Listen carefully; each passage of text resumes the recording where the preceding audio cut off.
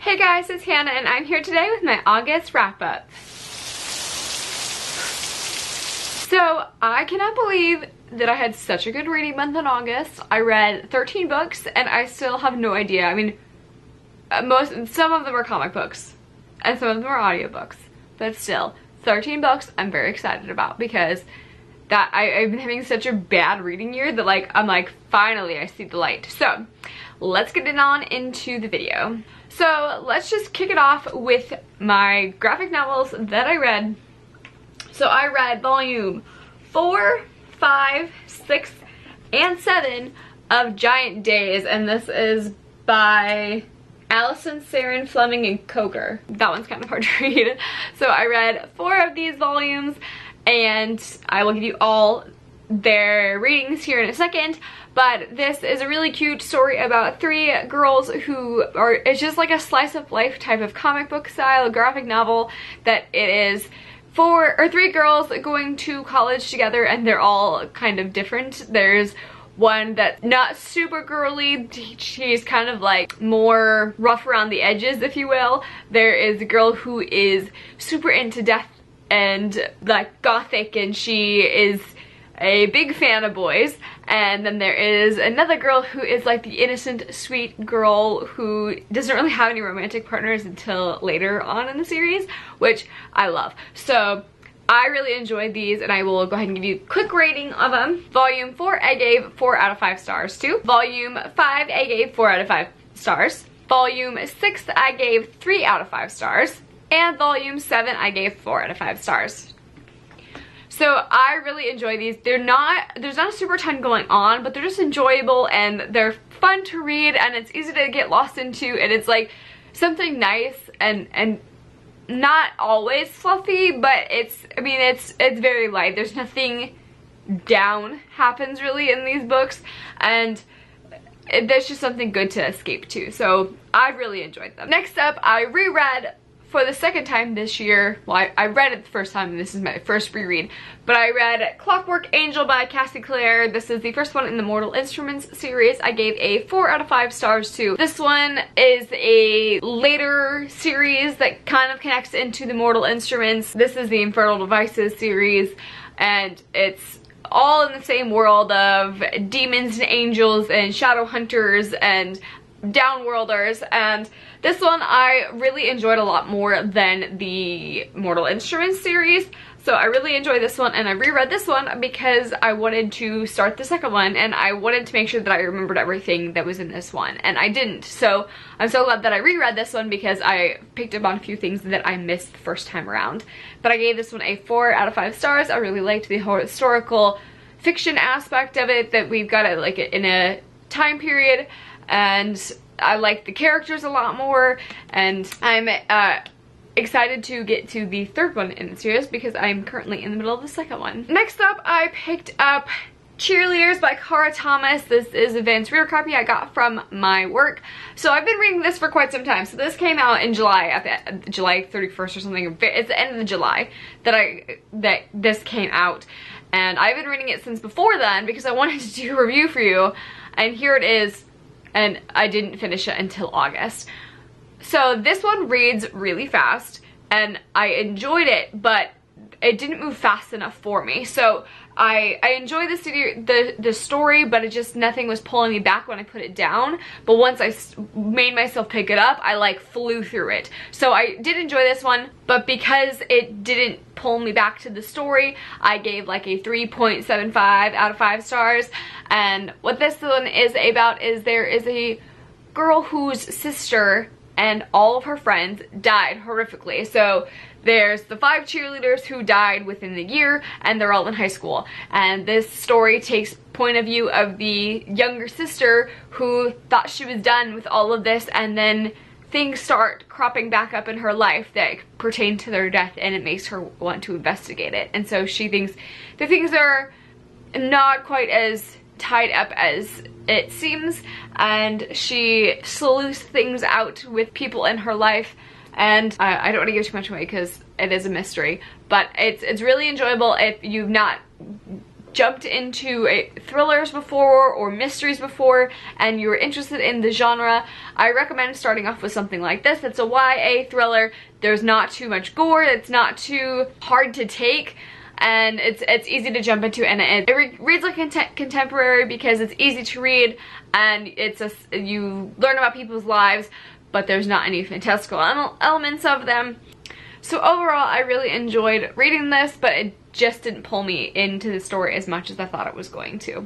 Next up, I picked up for Muggle Studies Book Club, which if you don't know, that is mine and Gabby over at Gabs.Books book clubs we host on here. We've got a Goodreads page, it's linked down below, and we do a live show every month. So we've been on the trend of doing 2 books a month, so we are doing a read-along of the Bloodline series. So we read Indigo Spell by Rochelle Mead this month, and so good, guys.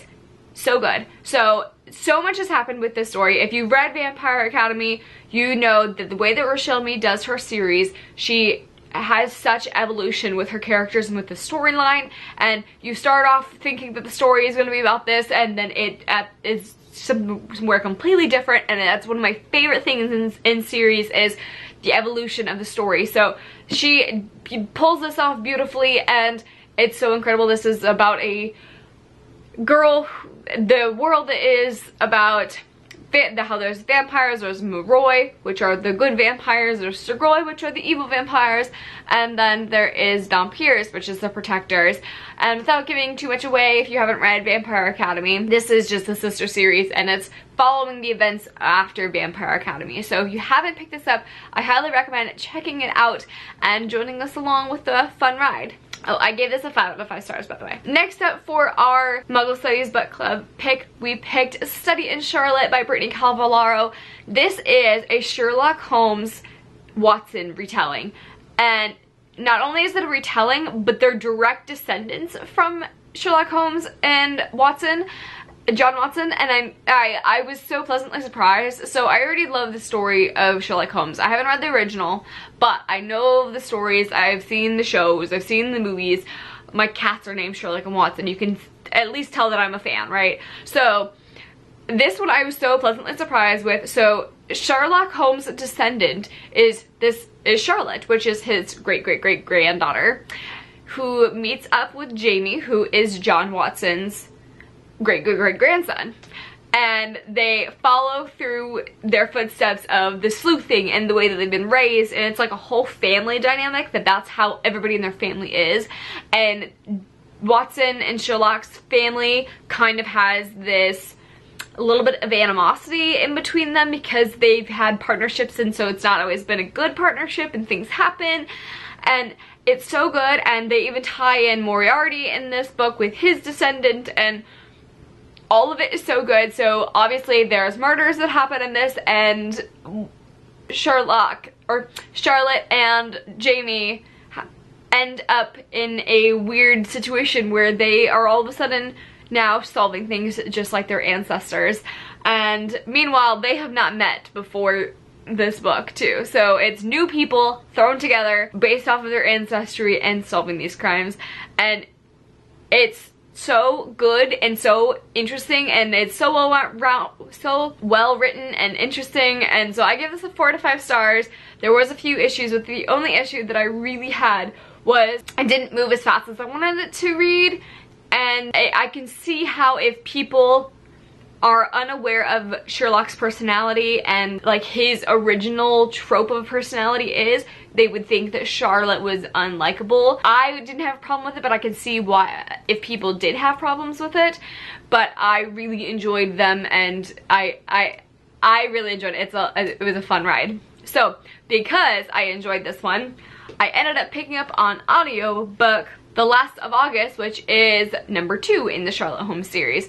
So this one follows after the first one, obviously, and this one is starring around art thieves in there. So this felt very reminiscent to White Collar. If you've seen the show White Collar, it's all around art thief and forgeries and such. So that kind of reminded me of this here, and I enjoyed it, and I think that they dealt with a lot of poignant issues that the first one didn't, but it didn't jive with me as much because there wasn't enough action. This one definitely felt slower than the first one. I still really liked it. We got more character development, and I am a character-based person, but I just wish that it would have moved a little faster and a little things were more interesting because I just wasn't invested in the mystery in this one, and so that really slowed it down for me. So I am definitely going to continue on with the series, but this one kind of fell a little flat for me. So I only rated this one a 3 out of 5 stars. Next up, I picked up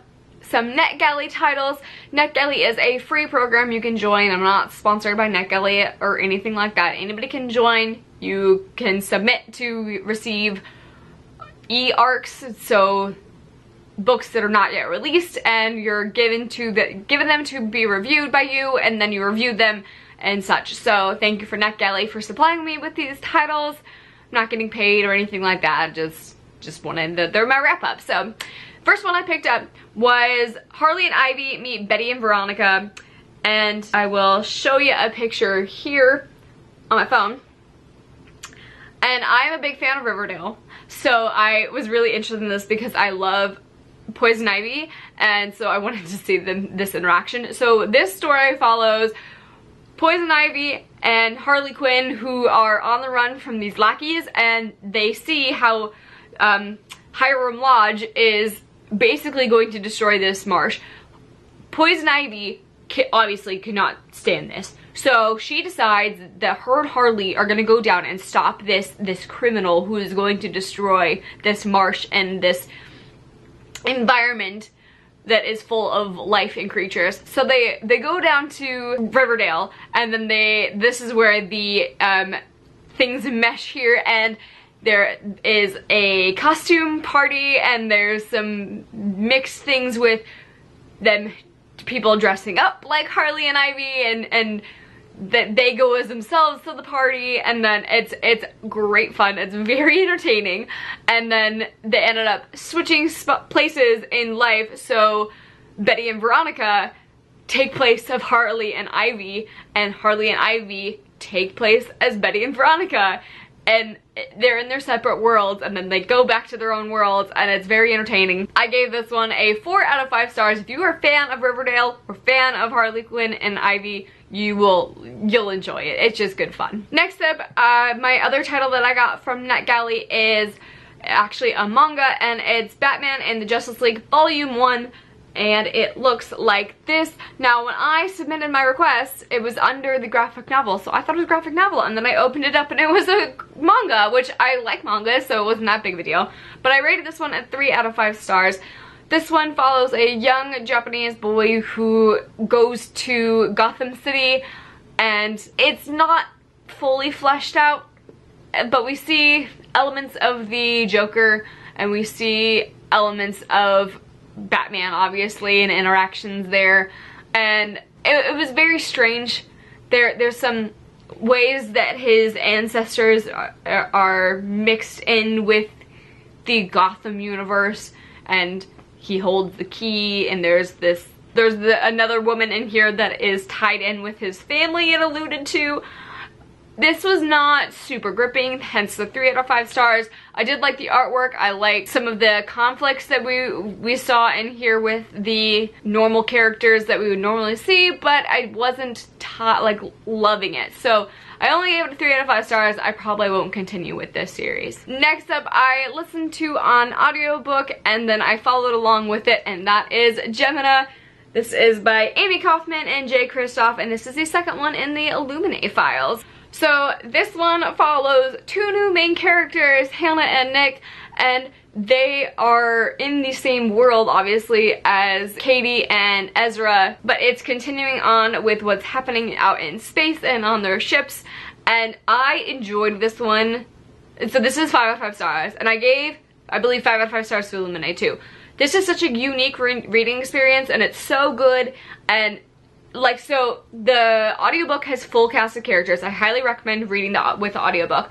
Then the book has such unique media in here as you're reading along with it. It's so good. The illustrations are beautiful in here. And Hannah is actually an artist in here, so it's really cool to see the artwork that they talk about in this.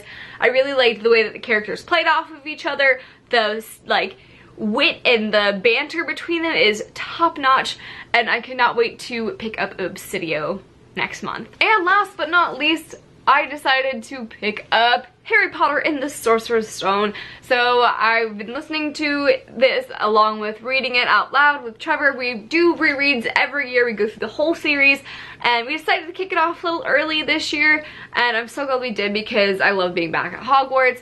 If you guys, I mean, I think everybody on here has seen the illustrated editions, but I appreciate them so much reading through here, and it's just such a cool experience, and I love being back at Hogwarts, and it feels so comforting, and it feels like fall time every time I pick them up. So obviously 5 out of 5 stars for Sorcerer's Stone, and I love that we are reading these again. So let me know down below if you guys reread these or what your favorite Harry Potter book is in the series. So that is everything that I read in the month of August. Let me know down below what your favorite book was that you read in August, and I will see you guys in my next one. Thanks for watching. Bye!